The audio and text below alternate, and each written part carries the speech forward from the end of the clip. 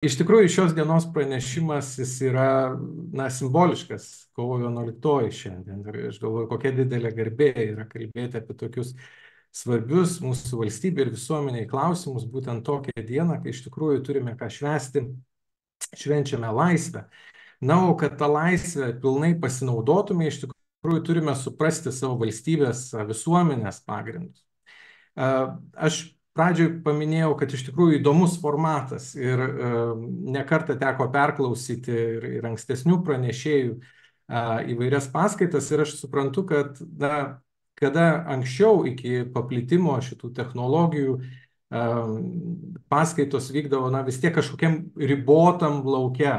Žmonės susitikdavo 100, galbūt keli tūkstančiai žmonių vienoje vietoje ir vis tiek paskaitininkas jausdavo, žinojo publiką, kuriai kalba ir jausdavo tą auditoriją, kuriai kalba. Dabar, kai taip paplito šitas nuotolinis būdas, išmanus, sakykime, būdas kalbėjimo, auditorija prasiplečia beveik iki begalybės.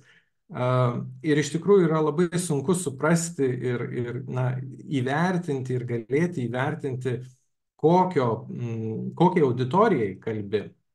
Tai iš karto noriu atsiprašyti tos auditorijos, kuriai ši tema galbūt, iki jos prieiti reikia truputį didesnio įvado, tai to įvado čia šiandien nebus. Tiesiog pats žiūrovas jau turėtų įvertinti, kad, turi suprasti, kad paskaitininkas kalba būtent tikinčiųjų auditorijai.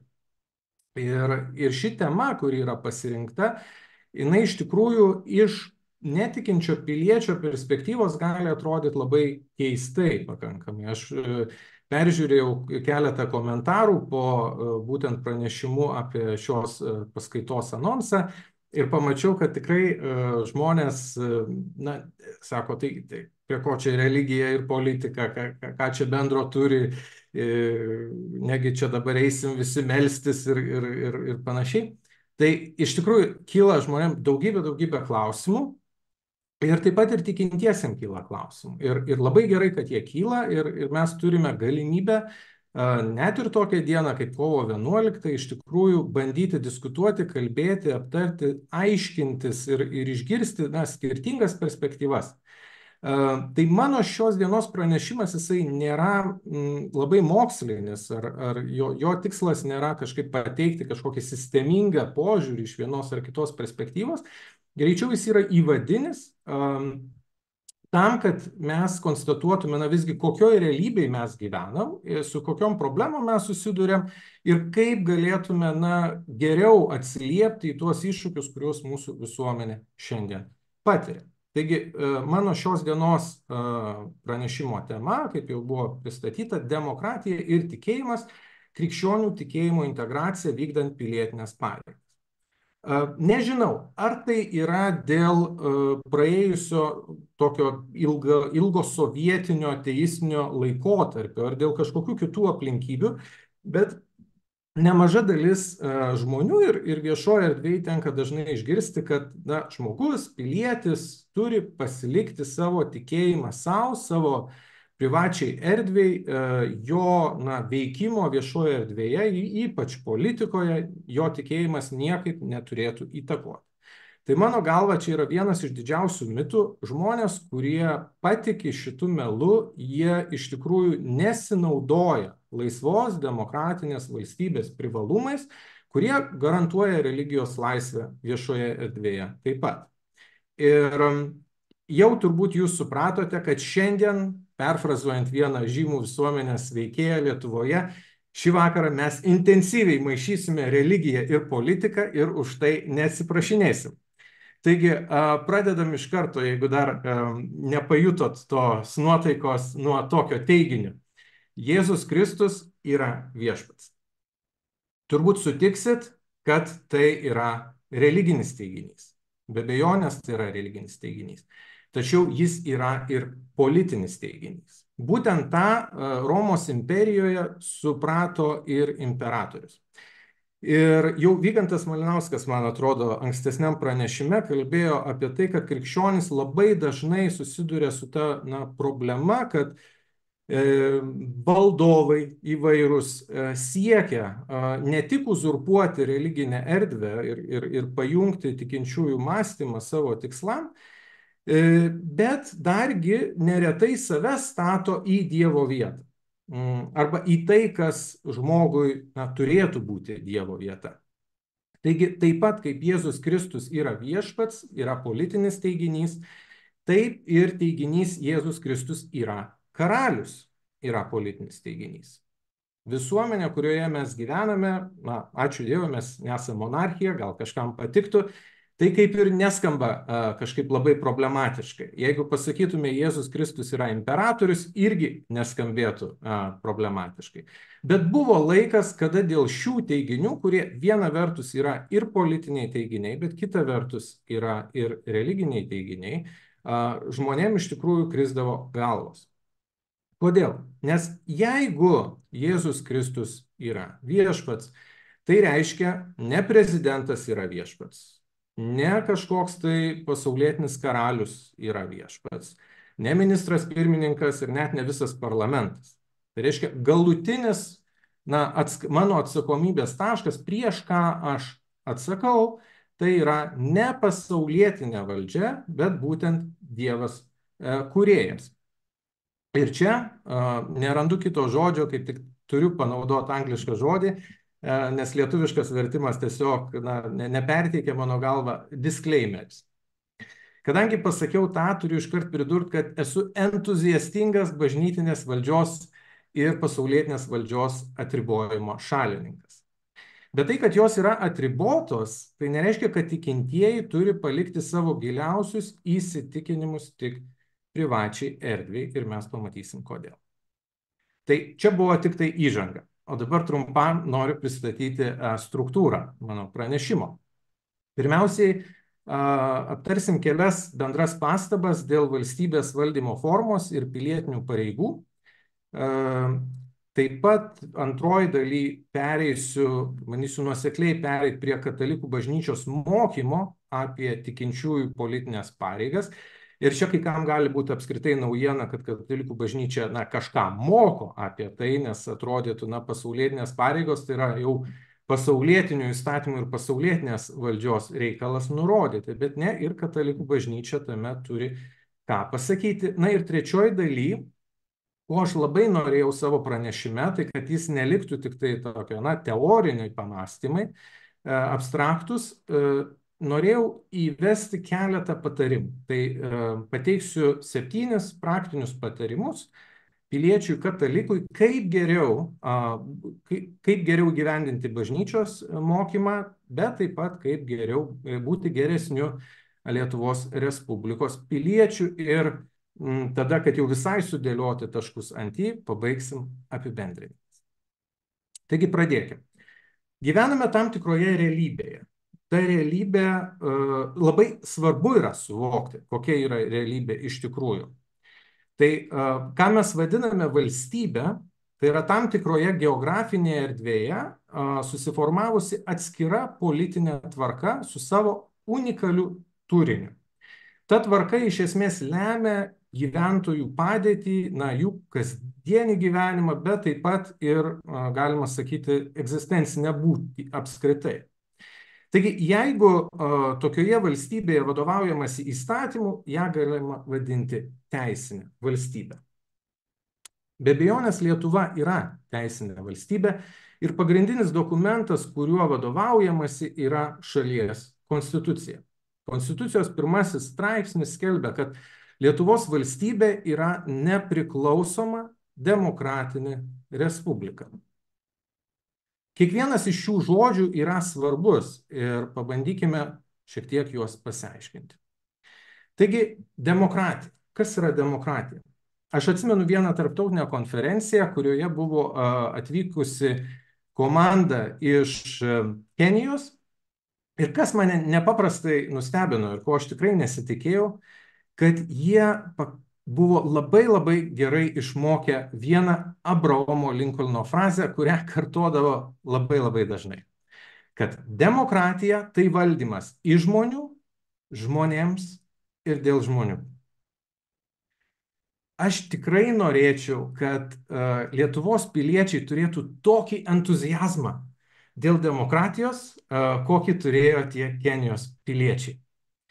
Labai svarbu, kad mes kaip demokratinės šalies piliečiai žinotume, kokia turi būti santvarka, koks turi būti šalies valdymas ir politinė sistema, nes jeigu patys piliečiai nežino ir nesuvokia, kokia turėtų būti valstybė, kokia yra šitos valstybės vizija, tada yra labai didelė tikimybė, kad praktikoje bus labai stipriai nutolta nuo to, kas yra deklaruojama toje pačioje konstitucijoje. Taigi konstitucijoje sakoma, kad suverenitetas priklauso tautai, kad Lietuvos valstybė kuria tauta. Taigi valdymas, kuris kyla iš žmonių, žmonėms ir dėl žmonių, yra mūsų valstybės pagrindas. Jeigu atsiversime šaltinius, maždaug 1917 metų, 1918 metų paskaitysime laikraščius, ką tuo metu diskutavo lietuviai, tai vienas reikšmingiausių politinių aspektų buvo sprendimas, o kokia turi būti mūsų valstybė. Ar mūsų valstybė turi būti monarchija, ar mūsų valstybė turi būti respublika. Ir Seimo puslapyje galima pamatyti įvairių iškarpų iš to laikotarpio. Taigi labai skiriasi vizijos, ar mes norim monarchijos, ar mes norim respublikos.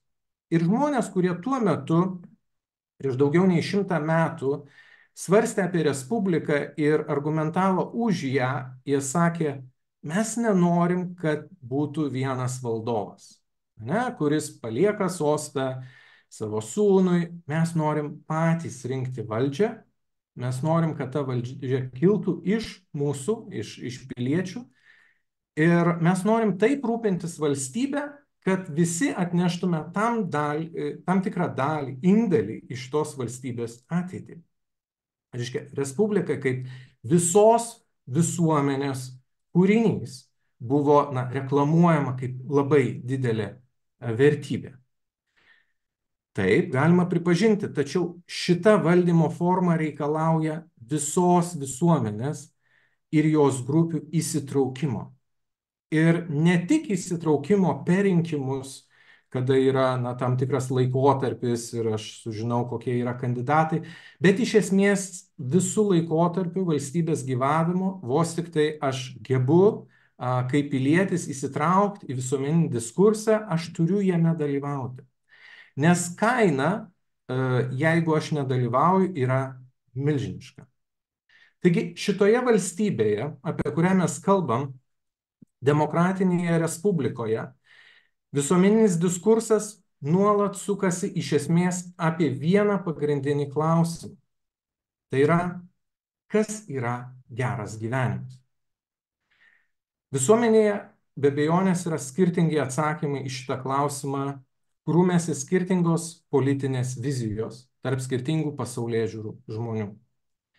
Ir šitie žmonės turi įtikinti ne kažkokį trečiąjį arbitrą, bet būtent vienas kitą, kaip lygius piliečius, kad kažkuri vizija yra geresnė už kitą, labiau tarnaujanti bendrajam gėriui.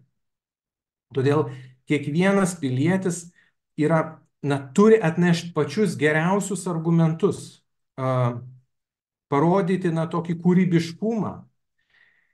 Ir tai nėra dėl to tik tai, kad būtų laimėti rinkimai, ar kad būtų priimtas vienas ar kitas teisės aktas. Šito visuomeninio diskurso giluminis tikslas yra iš esmės pereiti į kitą visuomenės ir valstybės kokybę. Tai yra, kad būtų išlaikyta tai, kas yra brangu, ką mūsų tauta istoriškai vertina kaip tai, ką reikia perduoti iš kartos į kartą, ir kad būtų atrasta tai, kuo dar galima praturtinti mūsų valstybės ir visuomenės gyvenimą. Tai yra pakankamai sunkus diskursas, kuriame mes negalime kažkokių tai argumentų eliminuoti iš viešojo diskurso, Mano gilių įsitikinimų, netgi religinių argumentų, ir aš nekalbu apie krikščioniškus argumentus, bet taip pat ir apie kitų religijų argumentus, mes neturėtume eliminuoti, nes jeigu tai yra svarbu kažkokiai nedideliai grupiai, tai mūsų visuomenė, kaip atvira visuomenė, turi būti atvira išgirsti visus argumentus. Kitas klausimas yra, ar jie bus įtikinantis, ar mes su jais sutiksime. Taigi čia ateina ir iškyla mums būtent tikėjimo reikšmė. Ir kalbu aš ne tik apie religinį tikėjimą, bet taip pat ir nereliginis tikėjimas yra galingiausias asmens pasaulėžiūros formuotojas. Čia sustokim įsiklausyti, iš tikrųjų tie, kurie nesam pratę taip mąstyti. Bet būtent kiekvienas žmogus turi savo pasaulėžiūrą. Ir nėra žmogaus be pasaulėžiūros.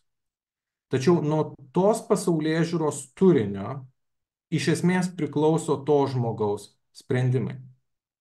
Sutikime, yra skirtumas, ar Dievas yra, ar Dievo nėra. Su tuo gali sutikti net netikinti žmonės. Be abejonės jie sakys, ateistai sakys, ne, Dievo nėra, bet kartu su tuo ateina ir tam tikros pasekmės. Mano mielas bičiulis, apologetas Laurynas Jacevičius mėgsta pabrėžti, kad jeigu Dievo nėra, tai gyvenimas bevertis, betikslis ir beprasmis. Kada tai pasakoma netikinčių žmonių aplinkoje, be abejonės žmonės taip truputį krūptelna, bet reikia suprasti, ką šitas argumentas sako. Jis nesako, kad žmogus negali gyventi taip, lyg gyvenimas turėtų vertę, tikslą ir prasmę. Bet giliau, nagrinėjant šitą argumentą, mes suprantame, kad iš tikrųjų jis yra toks. Jeigu Dievo nėra, tai viskas galima. Žmonėm, kurie atmeta Dievo idėją, bent jau idėjos lygmenyje, jų laikymasis, pavyzdžiui, įstatymų, tam tikrų normų ir panašiai yra sąlyginis. Tikėtina stipresnis tada, kai už tai gresia kažkokia bausmė, kai kiti žmonės mato. Tačiau krikščionis, katalikas, tikėdamas Dievo buvimu, jis supranta, kad net tada, kai kiti žmonės nemato, net tada, kai iš esmės greičiausiai nesusilauksi jokios bausmės, tu visgi turėsi atsakyti už savo veiksmus, kurie prieštarauja sąžinei arba nusižengia Dievo įsakymams. Taigi, iš esmės, tikėjimas yra susijęs su klausimu, labai paprastu, kurį tėvai savo kasdienybėje augindami mažus vaikus turi kažkaip irgi surasti, kaip vaikam perduoti. Tai yra būtent klausimas, kas yra gera ir kas yra bloga. Ir čia aš matau poreikį aptarti keletą tokių svarbių bažnyčios ir valstybės santykių ar būklės, tarpusavio būklės padėties atribojimo aspektų. Labai dažnai, kada bandoma nutildyti krikščionis, ar juos stumti kažkur tai iš politinės arenos, yra sakoma, kad bažnyčia yra atskirta nuo valstybės. Aš noriu pabrėžti, kad taip, valstybinė valdžia yra atskirta nuo bažnytinės valdžios ir aš manau, kad tai yra labai, labai, labai geras dalykas. Taigi, ką gali daryti valstybė? Valstybė gali paskelbti kažkokius veiksmus neteisėtais. Bažnyčia, neturinti valstybės prievartos instrumentų, negali to padaryti. Bet ką gali padaryti bažnyčia? Bažnyčia, grynai religinėje sferoje, gali skelbti tam tikrus veiksmus ar dalykus nuodėmę. Ir štai čia ateina toks labai įdomus susidūrimas valstybinės teisės ir bažnytinės teisės ar bažnytinio mokymo. Jeigu atsiranda prieštaravimas tarp to, kas yra neteisėta, kas yra nustatyta kaip neteisėta, ir to, ko reikalauja bažnyčia, iškyla būtent įstatymo teisingumo klausimas. Ir čia noriu pabrėžti, aš kalbu dabar labai labai siaurai, nes truputį plačiau kalbėti būtų sudėtinga, bet tezė skamba maždaug taip. Įstatymas, kuris reikalauja iš piliečio atlikti tai, kas yra nuodėmė, nors gali būti teisėtas, bet nėra teisingas, todėl neįpareigojantis sąžinės. Be abejonės pilietis, kuris laikytųsi savo sąžinės, tokioje situacijoje jisai neišvengiamai patirtų valstybės prievartą. Tai nenuneigia to fakto, kad valstybė vis tiek gali ir greičiausiai įgyvendins savo prievartos mechanizmą iki pabaigos. Tačiau tikra demokratinė pasaulietinė valstybė turėtų niekada neįeiti į tokį konfliktą, kad įstatymų reikalautų ir baudžiamojo persekiojimo priemonėmis reikalautų to, ką bažnyčia laiko nuodėme. Čia šitoje vietoje turbūt irgi yra puikus momentas pasakyti dalyką, kuris bent jau kiek man teko skaityti ir domėtis, nelabai dažnai išryškinamas apie vakarų demokratiją. Šiaip demokratinė respublika yra labai įdomus režimas, nes valstybės prievartos panaudojimo sąlygas lemia piliečių sprendimas, kurių dauguma neturi nei politinės, nei bažnytinės valdžios.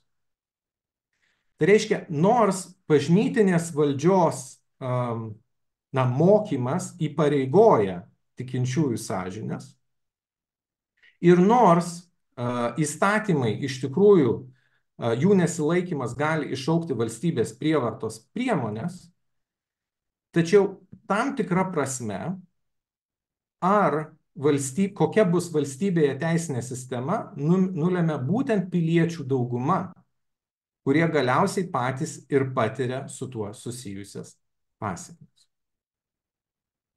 Ir čia prieiname, kadangi jau supratom, kad visgi bažnyčios mokymas daro įtaką ir valstybės teisei, prieiname prie klausimo, kuris bent jau mano žvilgsniu yra labai retai diskutuojamas katalikų tarpe.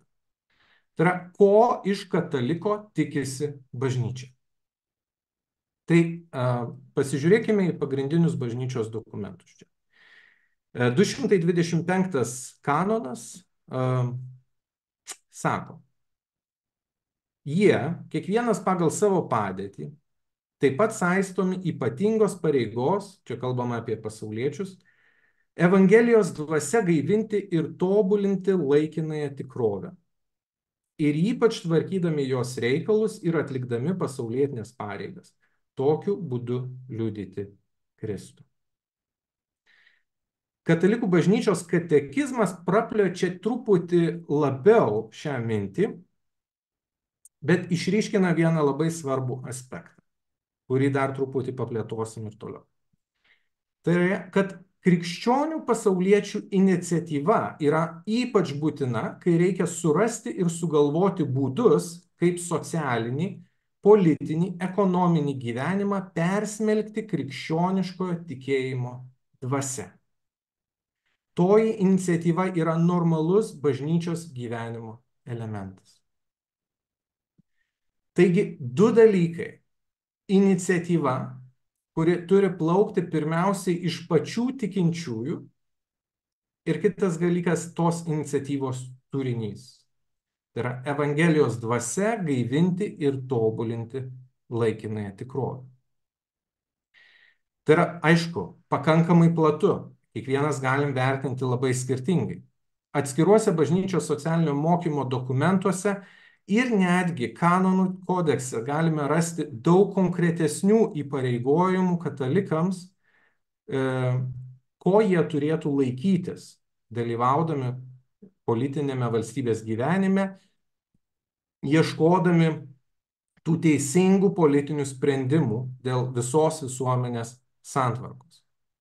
Taigi, pavyzdžiui, 799 kanonas nustato, kad Kristaus tikintieji turi stengtis, kad pasaulietinės visuomenės įstatymai, tvarkantis jaunimo ugdymą, užtikrintų mokyklose jų religinį ir moralinį auklėjimą pagal tėvų sąžinę. Jeigu įvertinsim, šitas nustatymas Katalikų bažnyčios kanonų kodekso yra labai labai panašus į kai kurias mūsų konstitucijos nuostatas, kur kalbama apie tai, kad tėvai nevaržomai rūpinasi savo vaikų doroviniu ir religiniu auklėjimu. Nereikia turbūt jums konkretizuoti, rodyti, dar aiškinti. Iš tikrųjų, šitie teiginiai, šitie paraginimai į tai kreiptis dėmesio šiandien yra tikrai aktualūs. Tačiau kiek mes giliai esame susipažinę, kaip tikintieji, su bažnyčios mokymu, kad suprastume visgi, kokią visuomenės viziją jisai atstovauja ir ar mes tikrai esame pajėgus šiandien pilnai perteikti, argumentuoti, kodėl mes pritarėme būtent tokiai vizijai, čia yra retorinis klausimas. Jeigu norime pasigilinti truputį giliau į šitos klausimus, tikrai visiems rekomenduoju susipažinti su Tikėjimo mokslo kongregacijos doktrininė nota dėl katalikų veiklos ir elgesio politinėme gyvenime kai kurių klausimų. Manau, kad kiekviena šeima ir kiekvienas katalikas šį dokumentą bažnyčios, kuris nori integruoti savo tikėjimą į pilietinių pareigų vykdymą, privalo būti perskaitęs.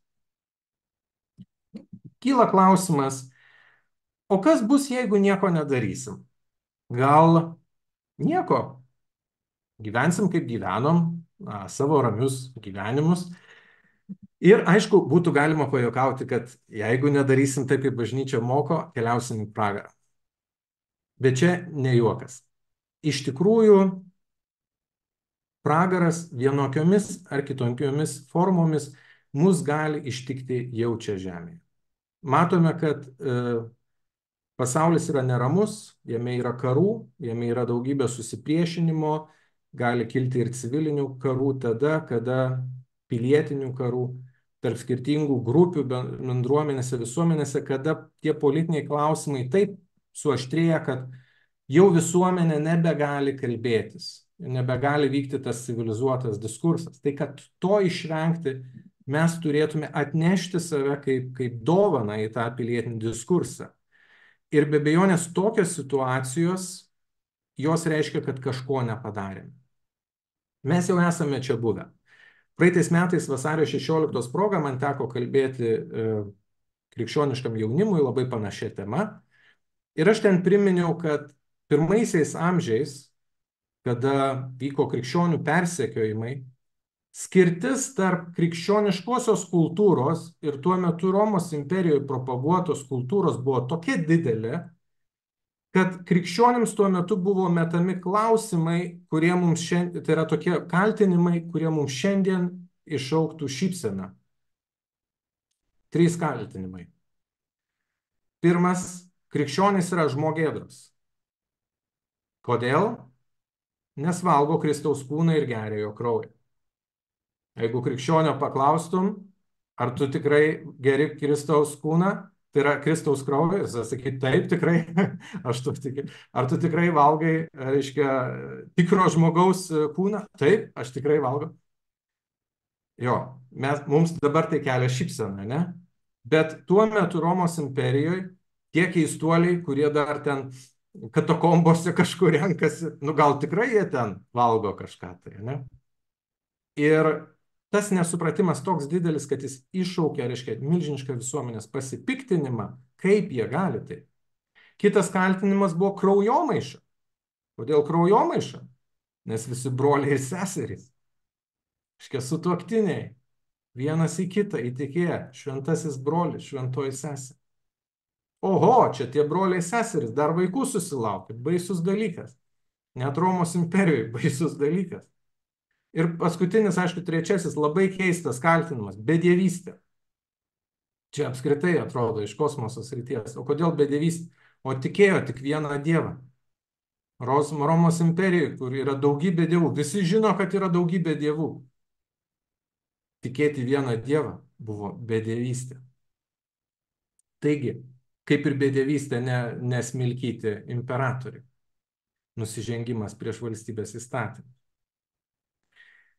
Matot, kokios kataklizmos gali mus ištikti. Tikrai, šiandien kelia juoką, bet kažkada tai buvo labai labai rimti argumentai, kurie kainavo žmonėms tikrai gyvybės.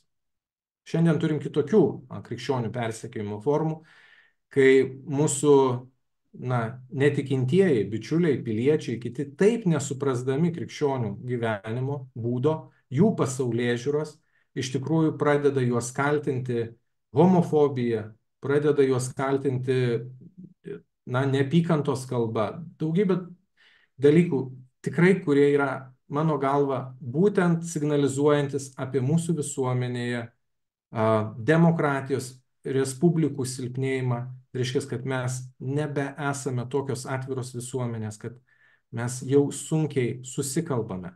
Ta reikia taisyti kuo skubiau. Ir čia kreipiuosi būtent į tą tyliąją daugumą. Oficialiai statistikoje krikščionių yra dauguma šitoje valstybėje. Vien katalikų apie 80%, ne? Bet į rinkimus ateina tikrai daug mažiau. Reiškia, mes kažko nepadarome. Ir čia ateina, aišku, toks pasyvumo klausimas, nes labai dažnai bažnyčia yra tapatinama su dvasininkais. Ir kyla klausimas, toks nepolitkorektiškas, sakykime. O kodėl vyskupai visko tiesiog nesutvarko patys? Atsakymas yra lengvas, nes tai tikinčiųjų pasauliečių pareiga. Vėlgi grįžtame prie bažnyčios mokymų, kuris labai aiškiai sako, bažnyčios ganytojams nedera tiesiogiai dalyvauti politinėje veikloje ir organizuoti socialinį gyvenimą. Tuo užsiimti drauge su kitais piliečiais turi savo iniciatyvą veikiantys tikintys pasauliečiai. Tai jų pašaukimo dalis. Taigi, mielieji, nenusikrausime šitos atsakomybės, kur pati bažnyčia sako, ne. Čia yra jūsų bendrojo gėrio klausimas, už kurį jūs nešat lemiamą atsakomybę. Vyskupų ir per juos veikiančių kunigų užduotis bažnyčioje yra palaikyti sveiką supratimą apie tikėjimą ir bažnyčios mokymą. Tai yra informuoti tikinčiųjų sąžinės. Bet kokie bus valstybėje įstatymai, ar mes vadovausimės bažnyčios mokymu, ar mūsų valstybėse bus gerbiama prigimtinė teisė, iš esmės priklauso nuo mūsų gebėjimo atlikti pilietinės pareigas. Čia turbūt svarbu yra pasakyti keletą replikų apie dvasininkų įsitraukimą į visuomeninį diskursą. Labai dažnai dvasininkai vėlgi yra kaltinami, kad kišasi į politiką. Dalyvavimas viešajame diskurse plačiaja prasme gali būti prilyginamas politikai. Ir aš savo pranešime taip ir suprantu politiką, tai yra ne tik dalyvavimą partinėje veikloje, bet to nedraudžia nei bažnyčios mokymas, nei kas šiuo atveju turbūt mums yra svarbiausia - valstybės įstatymai. Valstybės įstatymai apskritai nedaro skirtumo nei tarp tikinčiųjų ir netikinčiųjų, nei tarp dvasininkų ir nedvasininkų. Tai yra, jeigu pačios bažnyčios teisė nenumatytų, kad, pavyzdžiui, kunigai negali būti parlamento nariais, tai jie tokiais galėtų būti. Taigi, bažnyčia pati save apsiriboja dėl didesnio gėrio. Ir prieiname prie paskutinės dalies, beveik paskutinės, tai yra 7 praktinių patarimų. Taigi, pirmasis praktinis patarimas, ką mano galva turėtų kiekvienas žmogus, kiekviena šeima padaryti. Nežinau, ar šį vakarą, galbūt kovo 11 yra puikiai proga tą pradėti, bet kažkada tikrai tą reikia padaryti. Ir rinkiminiai metai, kai vyksta tiek daug rinkimų, tai iš tikrųjų yra labai svarbu tą daryti. Tai yra susidėlioti savo asmeninius ir šeimos politinius prioritetus. Iš tikrųjų gali būti labai labai daug prioritetų. Bet jeigu mes nežinome, kas mums svarbu, jeigu mes save laikome apolitiškais, tai mes prisidedame prie betvarkės valstybėje, prie to, kad joje yra mažiau bendrojo gėrio ir prie to galiausiai, kad būsime nusivylę valstybės santvarka, jos pasiekimais. Tai būkime kūrybiški. Kad tie prioritetai, jeigu mums yra svarbus tikėjimas, kaip įmanoma labiau atitiktų bažnyčios mokymą, iš tikrųjų verta bažnyčios socialinėme mokyme pasidairyti tų argumentų ir teiginių.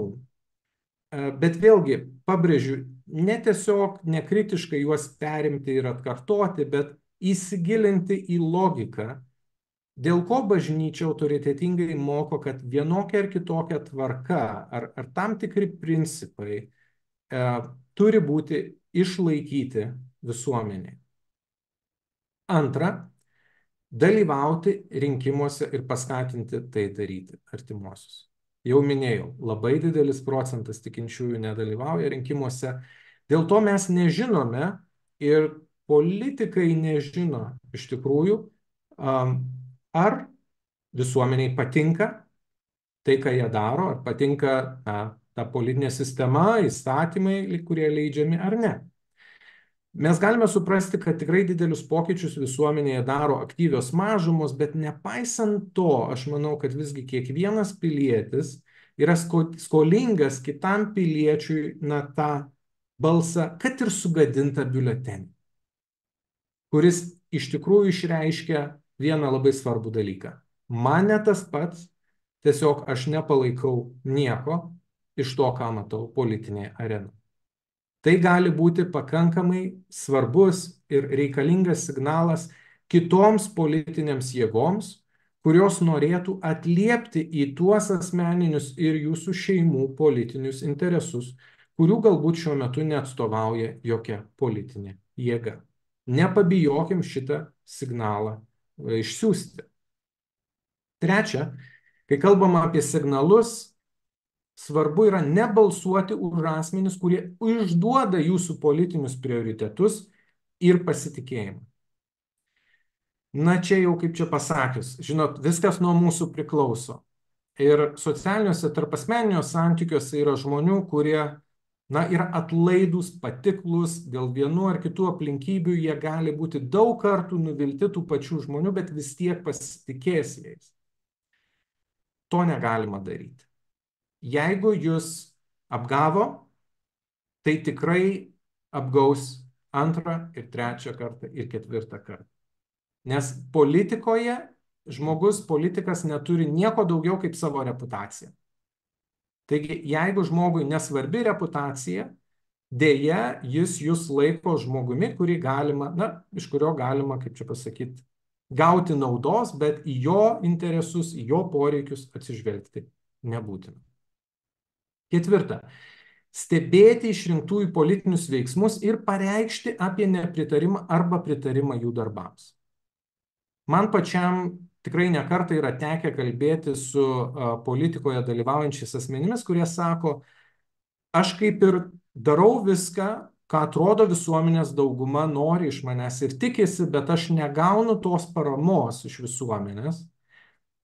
Todėl yra labai svarbu, kad mes įvertintume tuos politikų veiksmus, kur mes laikome, kad jie yra teigiami, ir taip pat tuos, kur manome, kad yra neigiami. Be šito socialinio politinio atsako iš tikrųjų sunku politikams orientuotis, tai visgi kokia yra pilietinės visuomenės valia, arba, kaip aš mėgstu sakyti, koks yra politinis užsakymas. Penkta, dalinkite savo politinėmis įžvalgomis ir patirtimis. Yra sakoma, kad apie religiją, tikėjimą nereikia kalbėti, jeigu su žmogum nenori susipykti. Taip, bet jeigu norime tikrai būti brandi demokratinė visuomenė, mes turėtume gebėti išklausyti ir tas idėjas, ir tas mintis, kurios, visiškai netitinka mūsų. Kodėl? Nes jos yra. Nes tai yra mūsų socialinės realybės dalimi. Ir tik tai iš to civilizuoto diskurso, ne rinkimų metu, kada visi nori kaip įmanoma geriau įsiteikti vienas kitam, ypač politikai, ne, ir jie tada paplonina balsus, bet tiesiog mūsų tarpasmeniniuose santykiuose diskutuoti apie tai, kas yra brangu, kokie yra mano šeimos, mano asmeniniai politiniai prioritetai, kokios yra mano baimės, kokie mano yra lūkesčiai dėl Lietuvos. Jeigu šis diskursas tarp piliečių bus aktyvus, jisai galiausiai generuos tą rezultatą, kurio tikiu mūsų visa visuomenė trokšta. Šešta. Jeigu patys negalit nuolat stebėti išrinktųjų veiklos, kas dažniausiai ir yra, nes žmonės yra užimti, remkite patikimus tai darančius asmenis ir organizacijas. Lietuvoje tokių tikrai nėra daug, bet galima rasti.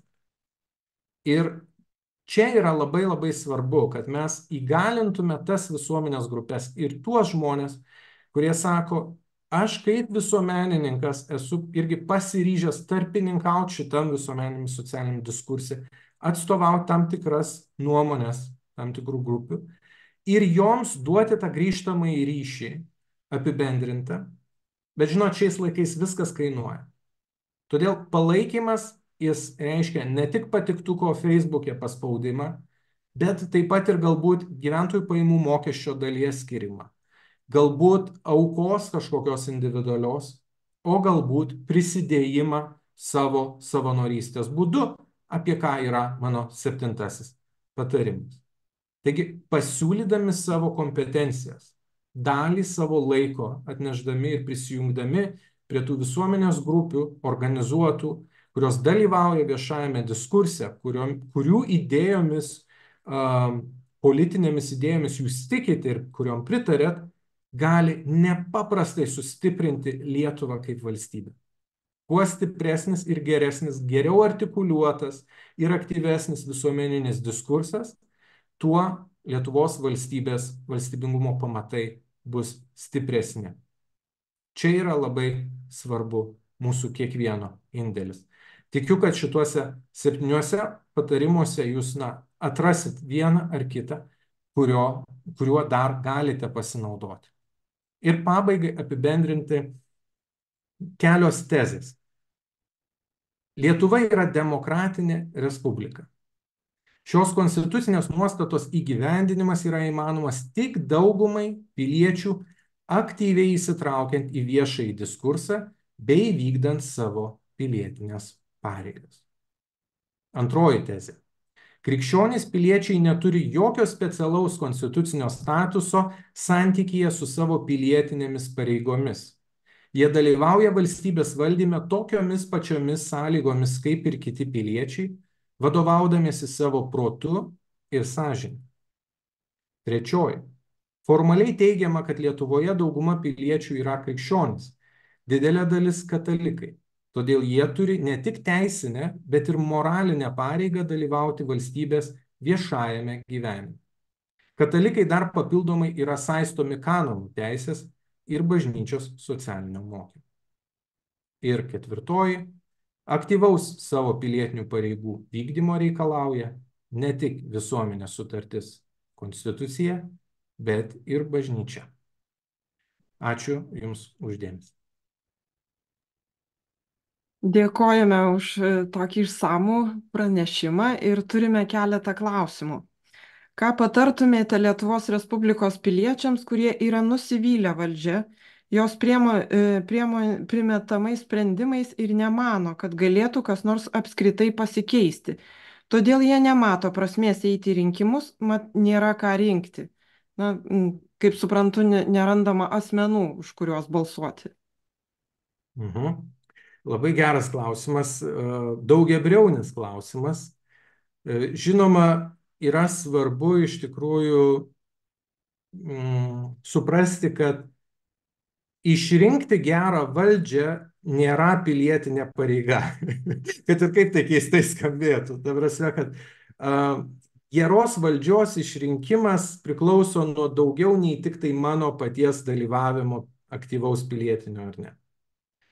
Bet dalyvauti yra mano pilietinė pareiga.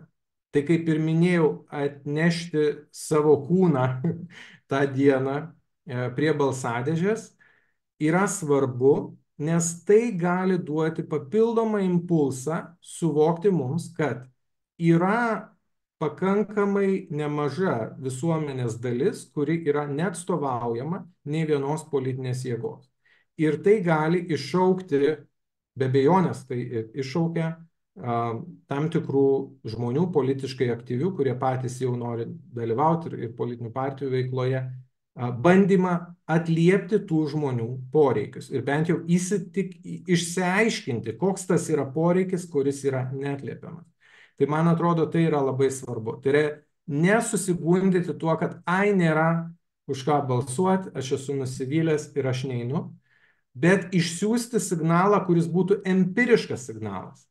Nes neįimas balsuoti, jis nėra tas signalas. Aš manau, kad daugelis piliečių galvoja, kad aš neįsiu balsuoti ir tada tokiu būdu aš parodysiu, ne, kad man netinka, bet iš tikrųjų tokiu būdu jūs tiesiog suteikia didesnę galę tiems, kurie eina balsuoti ir kurie balsuoja už tas partijas, kurioms jums netinka. Tai mano toks paraginimas yra ir aišku, kalbant tikintiesiem, tai prisiminkit, kad esat vilties žmonės. Iš tikrųjų. Tai viltis reikia, bet kadangi esat ir protingi žmonės, vakarų civilizacijos laimėjimų perėmėjai, tai reikia kažką dėl to ir padaryti. Tai kiekvieną tikrai raginu ir šiam savo pasidalinimą iš tikrųjų skiriau tam tikro laiko iš tikrųjų pabandyti paieškoti savo socialinėse erdvėse tų resursų, kurie dar galėtų sustiprinti ne tik visuomeninį diskursą, bet ir apskritai mūsų politinę santvarką. Ačiū. Kitas klausimas. Tenka girdėti tokių komentarų, kad rinkimų metu einant balsuoti už vieną ar kitą kandidatą nereikėtų vadovautis katalikiškais principais. Mat renkami atstovai yra valstybės, o ne bažnyčios tarnautojai. Ką jiems atsakytumėte? Tai yra labai didelis skirtumas tarp to, kad mes jau turim išrinktus asmenis, kurie eina tautos atstovo, pavyzdžiui, pareigas, ir tarp to, kokiais motyvais vadovaujantis aš priimu sprendimus. Tikrai pilietis yra laisvas vadovautis bet kokiais motyvais. Ir tai yra net ne dėl to, kad konstitucija tą leidžia. Tai yra tiesiog neįmanoma sukontroliuoti piliečio motyvų. Ir tai yra baisu. Mes galbūt norėtume, kad piliečių motyvai būtų logiški, kaip mes suprantam, pagrįsti, protingai, bet kartais, pavyzdžiui, tai yra patikrinta tyrimais, kandidato grožis lemia, kiek jis dalies balsų gauna. Tai yra, turiu omeny apie fizinį grožį ir nebūtinai apie iškalbą. Tai iš tikrųjų, mano galva, yra labai labai svarbu suprasti, kad yra labai daug subjektyvumo tame, ką renkasi asmuo, bet protingas rinkėjas, tai jis be abejonės didesnį svorį deda ne ant tų su politiniais sprendimais nesusijusių aspektų, bet ant to, ką iš tikrųjų vienas ar kitas asmuo gavęs valdžią galiausiai darys. Ir ar mes, mano galva, apskritai vertybė yra prognozuojamumas. Tai yra, man patiktų, jeigu politiniam procese dauguma išrinktų žmogų, kuris sako, žinot, mes įsileisim 60 000 baltarusų į Lietuvą ir jis už jį nubalsuoja žmonės, jis turi tokią galią tą padaryti ir jis tą padaro. Sakyčiau, super. Bet kada mes, reiškia, išrenkam žmonės, kurie nieko panašaus nežada ir staiga jie atidaro sienas ir krūva žmonių patenka, reiškia, į Lietuvos Respubliką, tai yra truputį, sakyčiau, grėsmė nacionaliniam saugumui ir turbūt tie žmonės, kurie balsavo už tos žmonės, jie to nenorėjo. Tai vat, yra labai svarbu, kad politikai darytų kaip įmanoma mažiau tų dalykų, kuriuos jie signalizavo darysantis piliečio, bet čia jau yra moralės dalykai.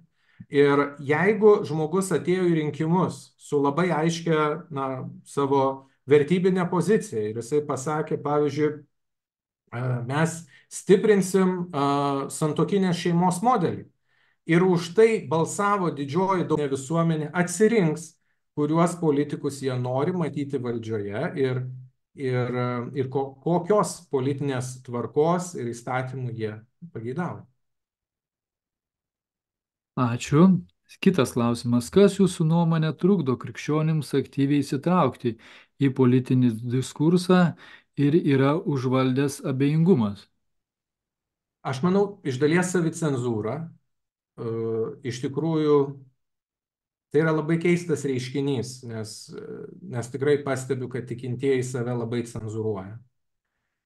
Netgi turėdami tikrai vertingų argumentų, jie pasiduoda tam, kad nori būti visuomeniai vertinamas teigiamai. Ir čia yra galbūt labai žmogiška ir natūralu.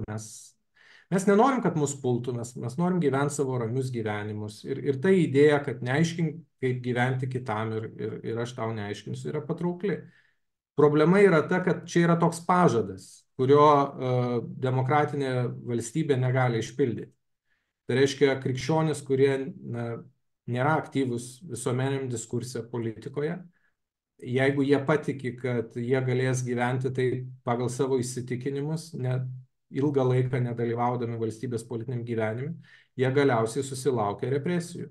Ir mes iš dalies tą matom įvairiose pasaulio valstybėse, kada net ir tiesiog tūkstantmečio teksto citavimas gali būti prilyginamas kriminaliniam nusikaltimui. Taip niekada neturėtų būti normalioje visuomeniai, kurioje iš tikrųjų tikintieji piliečiai aktyviai dalyvauja. Taip pat. Dėkojame. Kaip nustatyti ribą tarp religinių ir politinių klausimų? Ar lieka vietos valstybės autonomijai? Aš turiu truputį problemą suprasti, ką klausantysis turi omeny, sakydamas valstybės autonomiją. Yra žmonių, kurie sako, kad ir šiaip iš esmės Konstitucinis teismas kalba apie pasaulėžiūrinį valstybės neutralumą. Tai yra pakankamai problematiška, nes iš esmės pati Konstitucija yra, kaip čia pasakyti, utrali vertybių aspektais skirtingais. Tiek piliečiai, tiek politinis gyvenimas yra grynai apie įvairias vertybės ir pasaulėžiūras. Ir ką manau turi garantuoti demokratinė valstybė, tai jinai turi garantuoti, kad žmonės galės išsakyti savo teiginius skirtingus ir būtent nebus už juos persekiojami. Kartais demokratinėse visuomenėse net parlamentarai gali būti pradėti persekioti už savo kalbą ir politinės idėjas. Aš manau, kad tai yra nepriimtina. Jeigu žmogus, aš šiaip pasisakau už pakankamai tokią plačią laisvę ir mano galva, kad pasisakymų, tokių viešų kažkokių ribojimas, jis turėtų būti išskirtiniais atvejais tik tai taikomas. Nes kitaip mes pradėsim per daug valstybės prievartos taikyti, kuri galiausiai užgniauš tą pačią demokratiją. Tai iš tikrųjų valstybė turi sudaryti kaip įmanoma platesnės sąlygas žmonėms gyventi be reguliavimo kažkokio didelio. Ir kuo mažiau teisinio reguliavimo, tuo piliečiai yra laisvesni. Be abejonės galim kalbėti ir susitarti dėl kažkokių tai bendrųjų vardiklių, bet aš manau, kad tai yra ydinga demokratijai ir mūsų valstybei, jeigu politiniai sprendimai priimami, kada dauguma valstybės piliečių jiems nepritarė. Tai mes tada pradedam gyventi tokioj fikciniai visuomeniai, kur iš tikrųjų, tam tikrą prasme jinai gali tapti panaši kaip į Sovietų sąjungą, kur buvo įstatymai, ir buvo gyvenimas. Ir kai kurie įstatymai, na, tiesiog buvo nevykdomi, nes niekas nenorėjo jų vykdyti, nes tai buvo, na, taip toli nuo realybės. Tai be abejonės būtų gerai, kad kuo daugiau valstybės piliečių visgi pritartų tai santvarkai, kuri yra. O tokios sąlygos reikalauja ir pakankamai plačios autonomijos įvairiose srityse. Kitas klausimas. Ar demokratija, kurioje daugumą sudaro krikščionys, negali tapti tikinčiųjų daugumos tironija, diktatūros liustelėse, primetančia savo tikėjimu grįstą tvarką netikinčiai mažumai? Gali. Viskas įmanoma. Ta prasme, kad visi yra žmonės ir problema yra kur, kad ar tikintieji, ar netikintieji, mes turim problemą su valdžios išbandymu.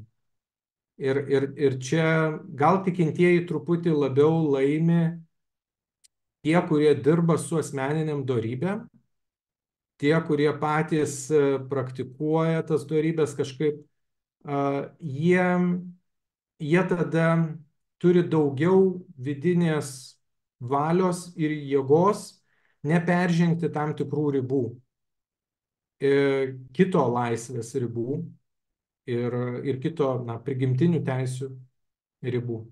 Bet dėja dėl to, kad ta praktika labai dažnai tikėjimo, jinai apsiriboja tik tai deklaracija tikėjimu, bet tikinčiųjų gyvenime tai niekaip neišsireiškia tikrų turinių.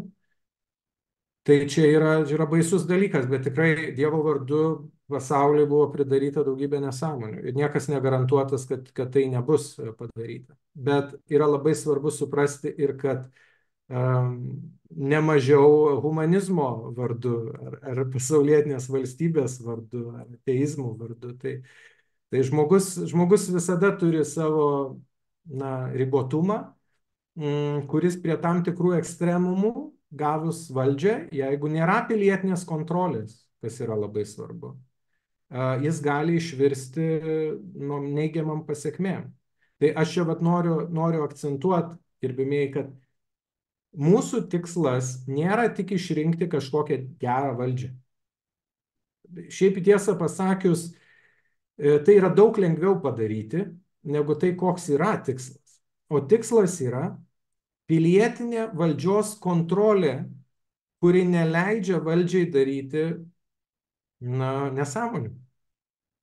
Daryti tų dalykų, kuriais, na, piliečiai būtų nepatenkinti. Deja, bet mes Lietuvoje per keliasdešimt nepriklausomybės metų dar nesupratom, kad esame valstybės šeimininkai, kaip piliečiai, dar nesupratom, kad suverenitetas priklauso tautai. Ir labai lengvai atiduodam valdžią, galią ir nieko iš esmės nedarom, kad kontroliuoti. O kontrolė yra labai labai svarbi Respublikai. Ačiū. Na ir paskutinis klausimas. Kokie turėtų būti piliečių veiksmai, kai išreiškus nepasitenkinimą valdžia, pasakoma, kad jei nepatinka ši valdžia po 4 metų išsirinksite kitą? Ar veiksnios yra peticijos? Kaip į jas reaguojama? Čia keli klausimai. Į pirmą atsakant, išsirinkti kitą po 4 metų tikrai. Bet praplečiant šitą atsakymą reikėtų pasakyti, kad nebūtų nuo vilko ant meškos.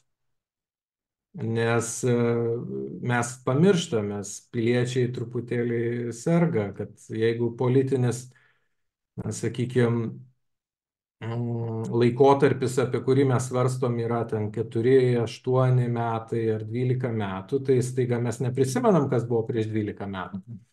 Ir staiga metamės į priešingą pusę, pamiršę, kad jau čia buvo šitas variantas, šitą išbandėm. Ir jis nepasiteisino ir kokybiškai nieko naujo mums nesiūlo. Ne? Ir tai čia yra labai svarbu, kad iš tikrųjų ieškotume kokybiškai geresnio sprendimo, o ne tik savo balsavimu baustume neva praėjusią nevykusią valdžią.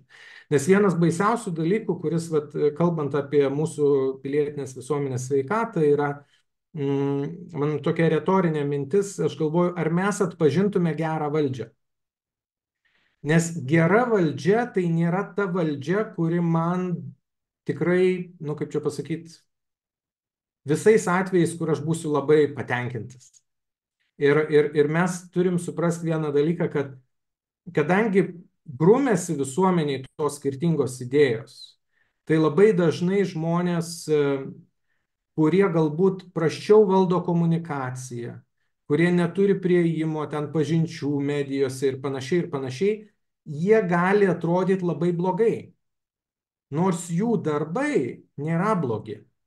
Bet jie gali būti verčiami kvailiais, jie gali būti verčiami, na, vos ne valstybės priešais ir panašiai. Bet čia iš tikrųjų pilietis turi būti sąmoningas ir paklausti savęs, ar aš būdamas to žmogaus politiko vietoj, darydamas tą patį, nesusilaukčiau šitų pačių priekaištų. Ir jeigu taip yra, tai matyt problema yra ne su žmogum, o su jo atstovaujamom vertybėm. Tai reiškia, kad yra kitos politinės grupės, kurios tiesiog tam nepritarė ir jos siekia išstumti, marginalizuoti tam tikrus politinius klausimus ar jų sprendimo būdus. Ir kalbant apie peticijas, tai yra pakankamai neblogas instrumentas, bet mano galva mūsų visuomeniai naudojamas netaikliai ir nepakankamai efektyviai. Blogiausia yra tai, kada tai būna labai sporadiška. Mano galva, kad tikrai reikalingas yra toks, na, sakykime, labiau organizuotas ir labiau nuoseklus pilietinės visuomenės diskursas, kuris leistų mums, na, turėti bent jau apylygę dialogo, na, sakykime, tokią viziją realizuotą. Ir aišku, čia aš jau kalbu truputėlį apie problemas, kurios kyla dėl žiniasklaidos trūkumo ir čia norėtųsi, aišku, mesti nacionaliniam transliuotojui truputį pastabų. Mano galva, tikrai nacionalinis transliuotojas turėtų būti skirtingų idėjų susidūrimo laukas. Aš jau nekalbu, privati žiniasklaida čia yra jos reikalas, bet nacionalinis transliuotojas tikrai turėtų leisti pakankamai tokį aktyvų, ryškų visuomeninį socialinį diskursą, ieškant ne kaip marginalizuoti vienas ar kitas idėjas, bet ieškant tų idėjų vienų ar kitų atstovų, kurie geriausiai gali perteikti argumentus iš vienos ar kitos idėjinės stovyklos. Tai vat aš šito sąžiningumo truputį pasigendu ir tada be abejonės peticijos jos dažnai irgi yra, na kaip čia pasakyti, nurašomos, pajuokiamos ir panašiai, bet mano galva turėtume žymiai rimčiau žiūrėti į jas, vien dėl to, kad tikrai pilietinės galios indeksas smukęs. Nepaisant to, kad atrodo susitelkimas dėl Ukrainos turėjo jį išauginti, ne? Bet mums reikia pabandyti atsakyti savo į klausimą, kodėl jisai smunka, ar ne dėl tam tikrų viešųjų ryšių ir politinių jėgų veiksmų. Ir tai smukęs pilietinės galios indeksas yra grėsmė nacionaliniam saugumui, tą noriu pabrėžti. Taigi, mano kreipimasis į nacionalinį transliuotoją, žmonės, kurie gali priimti sprendimus, prašau prisijimti atsakomybę už geresnį visuomeninį diskursą, mums jo labai reikia.